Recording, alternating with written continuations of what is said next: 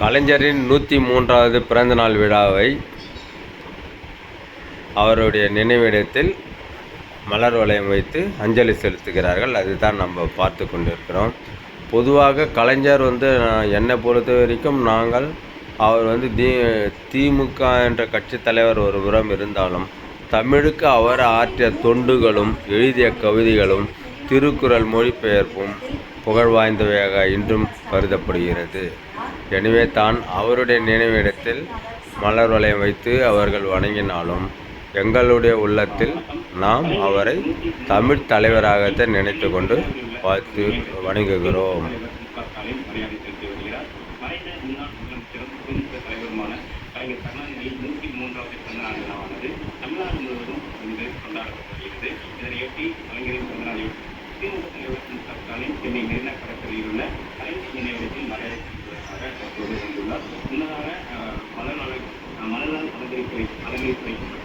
கலைஞர் நினைவிடம் மற்றும் அண்ணா நினைவிடத்தில் முதலமைச்சர் ஸ்டாலின் மரியாதை குறிப்பாக இன்றைய தினம் 103 கலைஞரின் 103வது பிறந்தநாள் விழாவானது திமுகவினர் பல்வேறு நலத்திட்ட உதவிகளும் தமிழ்நாடு முழுவதும் கொண்டாடப்பட்டு வருகிறது. இதன் தொடர்ச்சியாக மெரினாவில் மலர்களால் அலங்கரித்து வைக்கப்பட்டுள்ள கலைஞர் நாம் பார்த்து கொண்டிருக்கிறோம்.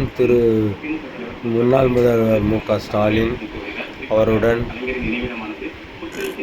பணிபுரிந்த சக முன்னாள் அமைச்சர்கள், கட்சி தொண்டர்கள், பாதுகாவலருடன் எடுத்துகிறார். எதிர்கட்சி தலைவர், முன்னாள் அமைச்சர்கள், தொண்டர்கள், பொதுமக்கள் எல்லாரும் பார்த்து கொண்டிருக்கிறார். அந்த நினைவிடமே ஒரு நல்ல ஒரு கலைநயம் நிறைந்த கட்டிடம் என்று சொல்வதில் மிகையாகாது. நான் பார்த்து வியந்த அந்த ஒவ்வொரு நினைவிடத்தின்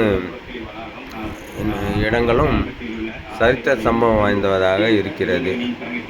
பார்ப்பதற்கும் பொதுமக்கள் பொழுதுபோக்குவதற்கு கூட அது நல்ல சிறந்த ஒரு இடமாக இருக்கிறது. பட் எல்லாம் நம்ம அறிவை வளர்க்கக்கூடிய படிக்கிற பிள்ளைகள் கூட அந்த இடங்களை போய் பார்த்தோன்னா அதில் இருக்கிற நிகழ்ச்சிகள் எல்லாவற்றையும் பார்த்தோம்னா தமிழ்நாட்டினுடைய முன்னாள் வரலாறுகள் கூட நல்லா புரிந்து கொள்வார்கள். அதைத்தான் இப்போ நம்ம பார்த்து கொண்டு இருக்கிறோம்.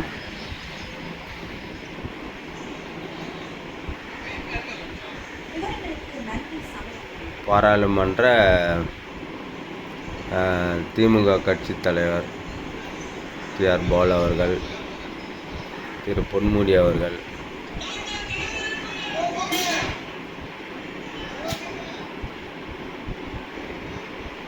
திருமதி கனிமொழி அவர்கள்,